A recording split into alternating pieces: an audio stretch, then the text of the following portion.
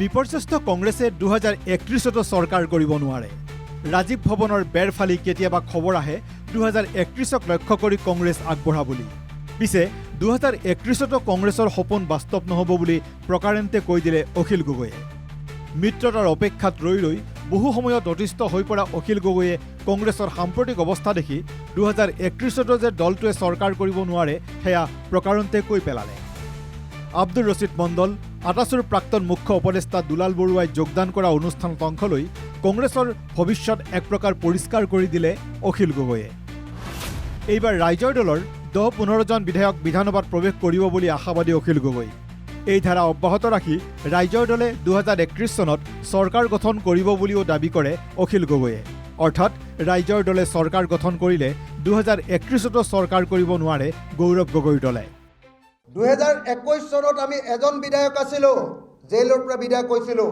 এইবাৰ 10ৰ পৰা 15 জন বিধায়ক হম আৰু 2031 চনত আমি ৰাইজৰ দলে অসমত চৰকাৰ গঠন কৰিম। আনহাতে মিত্ৰতাৰ অপেক্ষাত তিতাকেহা লগোৱা অখিল গগৈয়ে মিত্ৰতা হ'লেও নহ'লেও ৰাইজৰ দলে পূব গোৱালপাৰা আৰু মন্দিয়া চিচিবৰ গাঁৱত প্ৰাৰ্থী দিবই।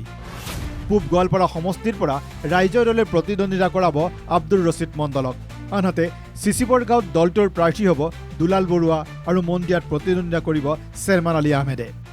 চেয়াৰমান আলী ডাঙৰীয়াই যদি মন্দিয়া সমষ্টিত খেলে তেতিয়াহ'লে আৰু পৃথিৱীৰ কোনেও তাত জিকিব নোৱাৰে। আমাৰ আব্দুৰ ৰছিদ মণ্ডলে দাদাই যদি আজি পূব গোৱালপাৰাত খেলে, এখেতৰ বাহিৰে পৃথিৱীত আৰু কোনো নিজিকে। দুলাল চন্দ্ৰ বৰুৱাই সদায় সৰবভাৱে জনতাৰ পক্ষত, জাতিৰ পক্ষত, দেশৰ পক্ষত মাত মাতি আহিছে। চিচিবৰ গাঁও বিধানসভা সমষ্টি সংৰক্ষণমুক্ত দাবী সমিতিৰ সাধাৰণ সম্পাদক তেখেত। আমি আশা কৰিম 2026 চনত আব্দুল ৰছিদ মণ্ডল ডাঙৰীয়া এইবাৰ নিশ্চয় 2026 চনত আকৌ বিধায়ক হ'ব, দুলাল চন্দ্ৰ বৰুৱা বিধায়ক হ'ব আৰু আশা কৰিম যদি এইবাৰ আমি চৰকাৰ গঠন কৰিব পাৰোঁ এওঁলোকেও চৰকাৰত অংশগ্ৰহণ কৰিব। উল্লেখ্য যে মঙলবাৰে কলগাছিয়াত ৰাইজৰ দলত যোগদান কৰিব নিলম্বিত কংগ্ৰেছী চেয়াৰমান আলী আহমেদে। ইয়াৰ উপৰি উজনিৰ 2জন বিজেপি বিধায়ক অগপৰে এজন আৰু AIDFৰ 5জন বিধায়কে দলটোত যোগদানৰ বাবে যোগাযোগ কৰা বুলি দাবী কৰে অখিল গগৈয়ে।